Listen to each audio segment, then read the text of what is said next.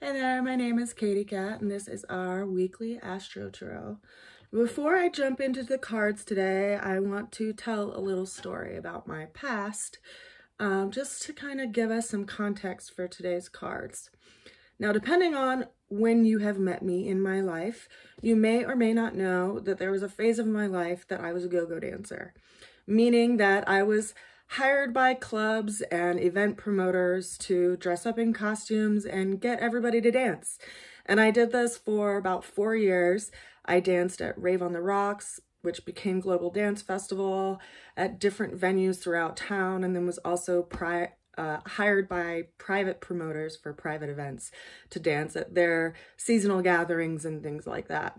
Now, during that time period, I started getting visions of costumes, and they were costumes that I couldn't necessarily go out and find. So I started drafting my own patterns and started making my own costumes to perform in.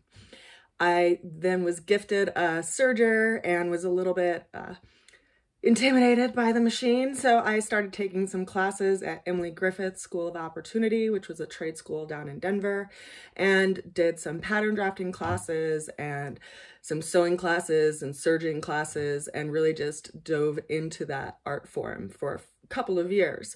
During that time period, I also got this vision that kept coming into my mind around this play. Now, this play was a story that was going to be told through costuming, and it was a story about how we become, how our personalities are shaped by the people that we surround ourselves by. And I wanted to do this on a stage and have half of the stage be a person who was the character of Essence playing dress up with a trunk. And on the other half of the stage would be personality, who was going through the series of interactions with different characters, and every different interaction, they kind of embodied another aspect of that character's personality. So for instance, they would meet a playful kitten and learn how to be playful. They'd meet a pretty peacock and learn how to dress up and, you know, adorn themselves. And while personality was going through all of these different interactions, Essence was simultaneously playing dress up on the other side of the stage. And this story just kept becoming clearer and clearer in my mind. And I would share this story with people that I knew, and they'd ask me, you know, where are you ever going to do this? And I didn't know. And they'd ask me, who is ever going to be in it? And I didn't know. I just knew that this vision kept getting clearer and clearer in my mind. Now, after a couple of years of this, it started getting a little bit ridiculous, but I had found myself transitioning from being a go-go dancer to starting to be part of a theater for a local band. And we were at an event that was a fundraiser, and I was just dancing in the corner, as I usually do. If you know me, dancing is my therapy, and I will go off and dance in a corner for hours and be completely satisfied with myself in other realms.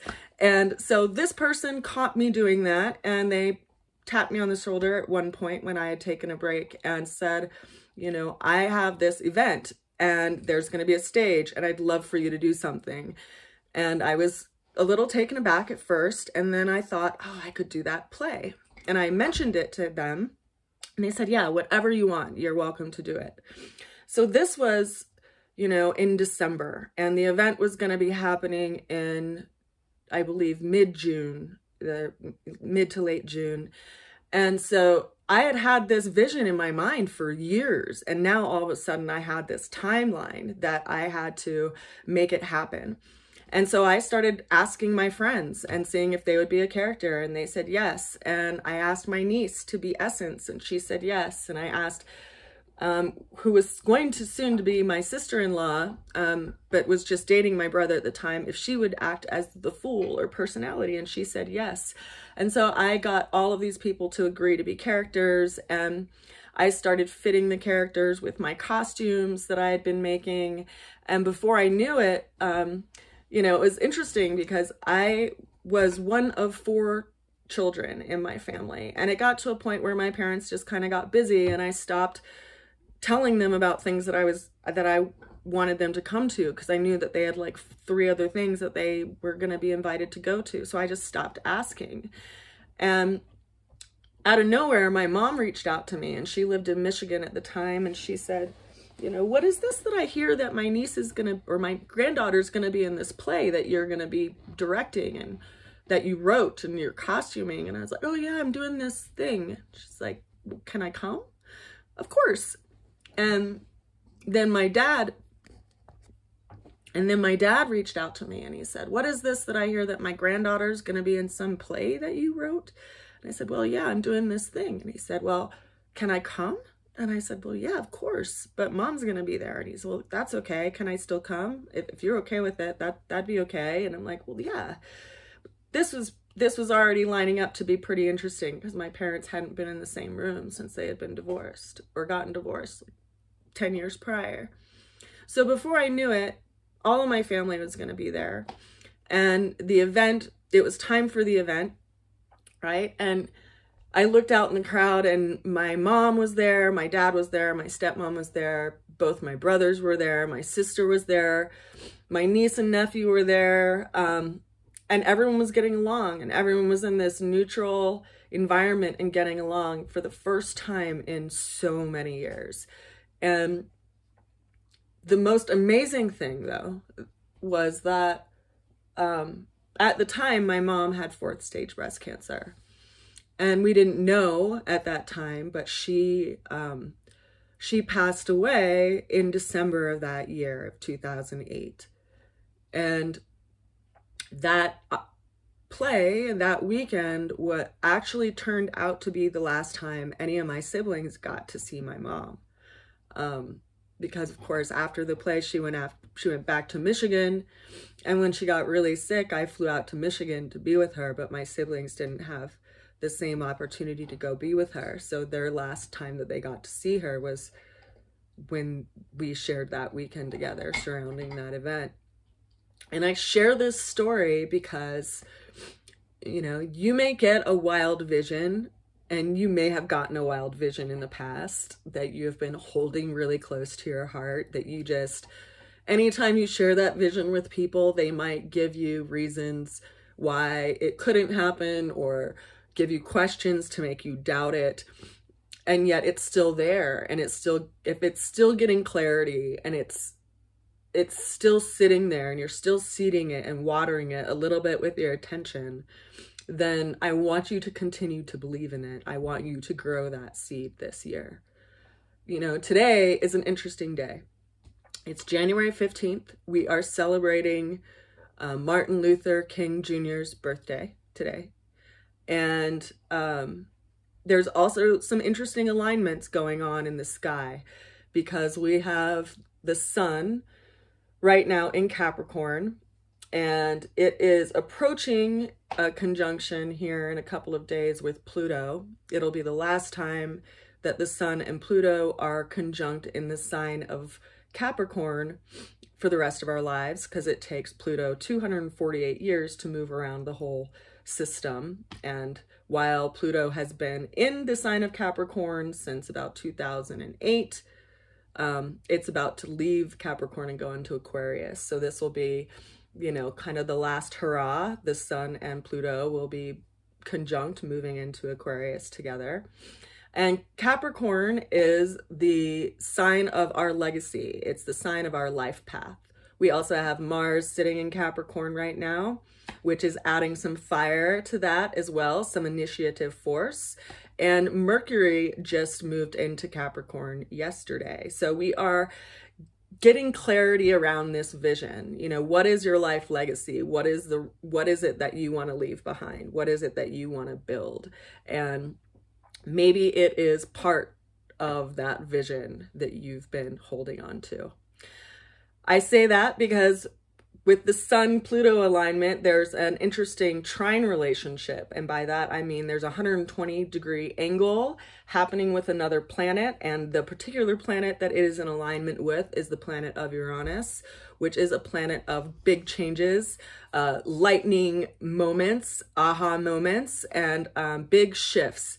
And so This is something that is ultimately going to be leading up into some fruit, into some bearing of this idea into manifested form from 6 months time from about now. So, you know, sometime in the month of June, very close to the alignment of when we're going to be having Jupiter and Uranus conjunct in the sign of Taurus. So there's some interesting things going on astrologically. And I say all of that to lend a context to the tarot cards that we have for this week. We have an opening card of the Ace of Wands, which is an aha moment. It's a spark of insight. It's like the conception of a new idea. It could even be the conception of a new child. It's something new, a new beginning that is on the plate. And this is the energetic that we're starting with. We had a new moon just a couple of days ago. The moon and the sun were in direct alignment. So if you go out tonight on January 15th and look towards the west as the sun is setting, you'll start to see a little crescent of that moon, because it will be, you know, about 30 degrees away from the sun. And so we'll be able to start seeing it now. And as that moon is growing in light, you're also getting clarity around this spark or this new idea and how it's going to be given some kind of shape. Now, with that in mind, we have a challenge of, the moon. Now, if you consider the story that I just shared and how many variables were unknown to me when I had that spark of insight, that spark of vision. Like, I didn't know who was going to be in the play. I didn't even know where I was going to be doing the play. I just knew that it had to happen, and I didn't know how it was going to happen. So you need to be willing to have the faith towards your dream in that similar way. You have to be willing to walk through the darkness, knowing that your intuition and that feeling of calling is calling you back to this path. Now, if you feel like you've been led astray off of this path, this is the time to get back on it. Because if you look in this card, up above this path, we see this little scarab moving up this path and onto the crest of this hill. Now, where I was going with my play, I didn't know exactly what it was going to look like when I got up there to that ridge of that mountain. I thought I'd just be performing a play. I think that was like the manifestation of just like having a vision come into form. But what I saw from that point when I was up there was that I created an opportunity for my family to gather and to share time with one another, which was far bigger of an idea than what I would have actually been able to do just like by requesting it. So we have to be willing to walk through the darkness and what we don't necessarily know is going to happen, and understand and trust that every step forward is going to be guided as long as we are following that intuition. And that as the moon grows, clarity will come in time.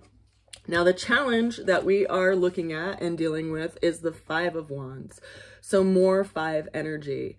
This is a choice, right? How do we engage? How do we act? Do we act and engage from a energetic of combativeness, or do we act and engage from a position of learning, of gathering experiences and gathering insight, right? How do we engage with the situation as the situation presents itself? And how do you engage with people who are going to hear what your vision is and tell you how it may or may not work out? How do you confront that? How do you move around it? How do you shift with it? It's a little bit like Aikido or a martial art, which is what they are actually doing in this card. Or in capoeira, which is something that I did back in college, it's how do you move an attack into a disadvantage or your own advantage, right? How do you shift energy so that you can use it for your aim?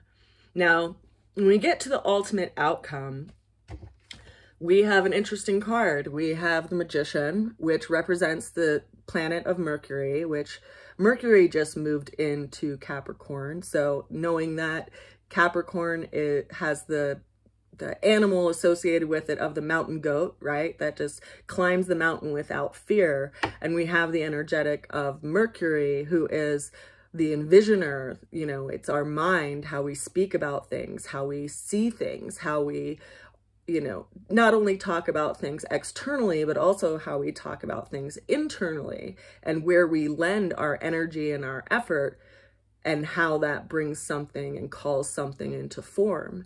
That is the magician. That is the mercurial energy of the mind. And the magician has all 4 tools on his table. They have, of course, the pentacles, which could be considered the body or the intuition. They have the cup, which is the emotional center in relationships. They have the sword, which is the tool of the mind. And of course, they have the wand, which is the spirit that calls them into action. And just like the magician, each of us have these tools. And in order for us to get up the mountain, all of these tools have to be in alignment. They all have to be moving toward the same aim. And we have to consider that aim and hold that aim first and foremost as we engage in life. We have to decide what we're going to fight for versus what we're going to fight against. And it is that calling, it is a sensation of the heart that calls us toward something. And that is something that we need to be putting our energy and effort toward building this year. We have Pluto in the sign of Capricorn. We have the sun in the sign of Capricorn. We have Mars in the sign of Capricorn, and now Mercury in the sign of Capricorn, which are all earth. It's an earth governed sign. Now we also, interestingly, have Jupiter and we have Uranus over in Taurus, which is also an earth sign. So that's a trine relationship. The third point in that trine relationship is Virgo. Now, Virgo is an energy of our daily routine, our daily practice, and also a quality of the mind, because it is practical earth. It is an earth energy that is governed by the planet of Mercury. And the clarifying card that we got on the table for today is the Page of Pentacles, which is associated with Virgo. So what daily practices may you need to shift and change in order to move toward that goal? What small shifts and small things, bits of time can you set aside and dedicate towards that so that you can slowly chip away at it over the next 6 months? What kind of endpoints and book points of achievements do you need to make in order to make that goal happen? Now, I've also used as an example before these tarot cards. Now, I've drawn 2 tarot decks in the time that I was in my 10-year apprenticeship. This is my 2nd tarot deck that I hand drew. I started using them for daily readings a couple of years ago when everything got shut down, interestingly enough, in 2020, January 12th, when we had a major conjunction or major meeting of planets in the sign of Capricorn. And those cards were laminated cards and they started to get destroyed within a year. So last year I scanned all of my cards, resized them, and got them printed. And so I've been reading with the printed version of the hand-drawn tarot cards that I drew in 2011 and 2012 for this deck. And I mention it because in order to draw this deck, the first deck took me a year, and it was a dedication of 2 days a week for 4 hours each day. And we initially, my teacher and I both drew a deck. We initially penciled our drawings, then we inked our drawings, then we erased our pencil, then we colored them all in with colored pencil, and then we laminated them. And so the process of doing that, you know, took a year when it was just he and I. And then when we did this deck, we had invited a few other people to be in the class, and we wanted everyone to progress at the same rate. So we didn't have a class if everyone couldn't meet. And the class took a lot longer. We actually ended up having 2 people drop out so that we could complete the cards. And this deck took 2 years to complete. Now, I say that and I mention that because this is a 78 card deck. There's no way I could have completed this in one single day. And the vision that you have been holding close to your heart, that has been getting refined and clearer over time, that you keep setting energy and attention on, it's not going to happen in a day. It's going to happen as you dedicate time and energy to it, and as you believe in yourself, and as you continue to, you know, make a choice that leans toward going on that path that you keep getting called to. And whatever reason you are called to it isn't necessarily important, right? For me, for the play, I just wanted to see it happen because for whatever reason, it just kept coming to my mind and I just wanted to see it happen. And I had no idea. The beautiful occurrence that came to be when I continued to visit that idea. And you likely don't know the beauty that will come from the manifestation of your idea until you do it. And so I'm encouraging you to do it. If your candle is going out, then I set out this wand to relight your candle because I believe in your dream. I have dreams that I believe in, that I've been holding close to my heart too, that I am working on this year. And I'm going to be using the energy today to envision that. And I encourage you to do that too. It's a very powerful day and a very powerful new moon that we are in that will be blossoming into some big changes for us when we embrace it. I send you so much love. And if you are interested in seeing some of the photos from the play, I will find an album. I think I posted an album on Facebook that has photos from it. So I will share that in the comments on Facebook so you can see it. I wish you well, and I send blessings to you and that which you are creating this year. And a lot of love. I'll see you again soon. Bye for now. Mwah.